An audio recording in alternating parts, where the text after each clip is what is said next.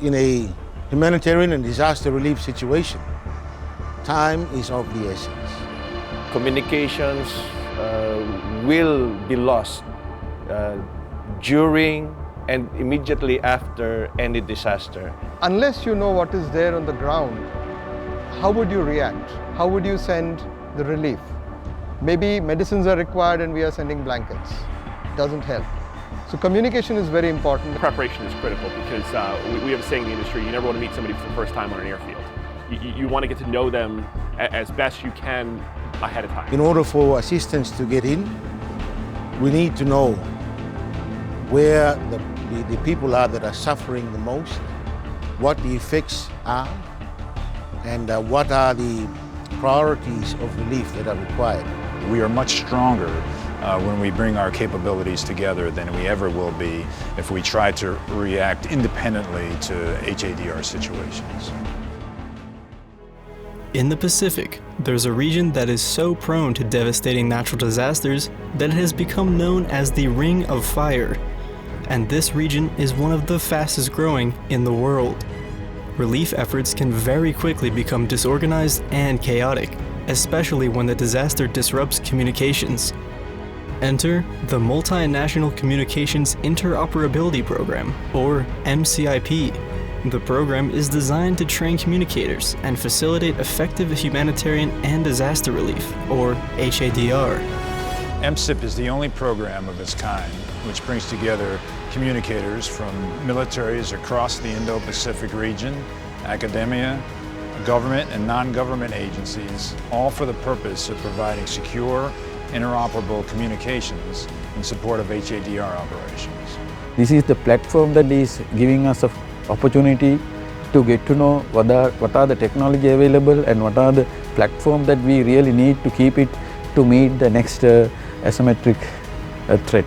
Pacific Endeavor is an annual exercise by MCIP to simulate a disaster and test our combined communication capabilities. Militaries, non-governmental organizations, and academia from the region all work together to improve disaster relief efforts. This year, it was held in Papua New Guinea. We've been a part of this program for the last 2 decades, and we have benefited a great deal. So in 2014, we decided to put our hand up and volunteer to host it here in Papua New Guinea in 2019. Pacific Endeavor consists of several modules, covering everything from communications training to a senior communicators meeting to cybersecurity, with the main goal of testing interoperability between the different countries.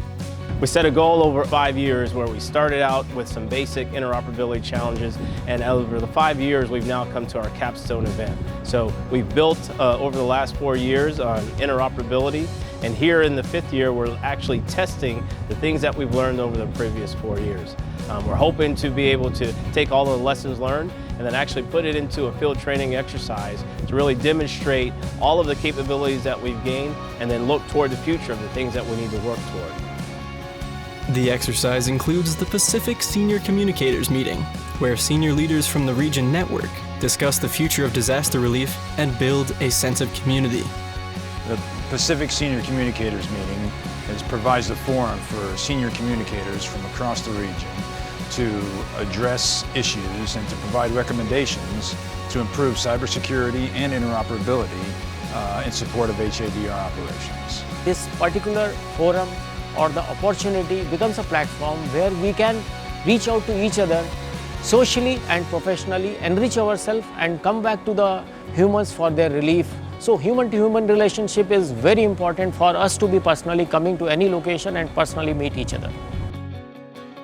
A particular challenge with HADR events is the cyber vulnerabilities exposed during disaster. Cyber Endeavor, a module of Pacific Endeavor, was MCIP's response to this threat. During humanitarian disaster relief operations, we use a lot of IT and communications technology to allow us to do the operations in a more streamlined and efficient manner. Just like you have cyber attacks that can happen on your home computer, we can have those same attacks happen to us. So to ensure that we are better at producing results during operations, we want to spend more time helping people in need rather than fixing up our computers if we have any virus attacks or malware or whatnot. Finally, participants head to the field to test what they've learned. The field exercise begins with an NGO-run communication center called a White Cell. The White Cell disseminates details about the disaster scenario to nations in the field, and the nations problem solve and coordinate simulated relief efforts with the Multinational Coordination Center, or MNCC.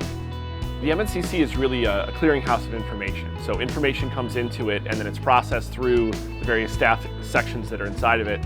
Then the information is distributed out to the field where more information is gathered about what's actually needed, and then it comes back to the MNCC. So it's really a communications and control center.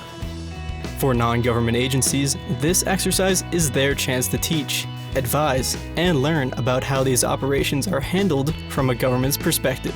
It's tremendous that we can actually work toward communications interoperability, but everything that we're doing in communications is a response to some NGO, intergovernment agency, or even local folks that are trying to respond to the calamity within their region. So they bring that sense of realism, but also the real-world experience to the actual exercise and our training that we're doing here within the region. It's the military who's the first responder.